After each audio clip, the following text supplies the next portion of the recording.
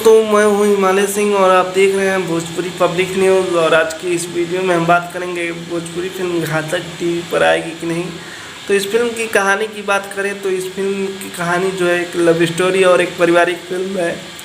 और इस फिल्म में स्टार कास्ट में पावर स्टार पवन सिंह और शहर आप सब पहली बार लीड रोल में नजर आएंगे।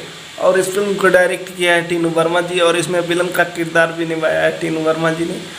और ये फिल्म आप लोगों को होली पर देखने को मिलेगी कि नहीं टीवी पर, तो आप लोग बता दूं कि होली पर नहीं आ रही है फिल्म, क्योंकि अभी ये सिनेमा हॉल में ही नहीं लगी है। मतलब उत्तर प्रदेश की और मुंबई की तो अभी सिनेमा हॉल में ही नहीं लगी है, तो ये टीवी पर कैसे आ सकती है। काफ़ी भारी बजट की फिल्म है और इसे भारी बजट में बनाया गया है, तो पहले ये सिनेमा हॉल में चलेगी, उसके बाद टीवी पर आएगी।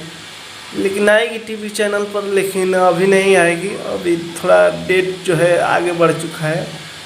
अभी पवन सिंह की कोई दूसरी फिल्म होली पर आ सकती है, पवन पुत्र आ सकती है, नहीं तो राजा आ सकती है टीवी पर।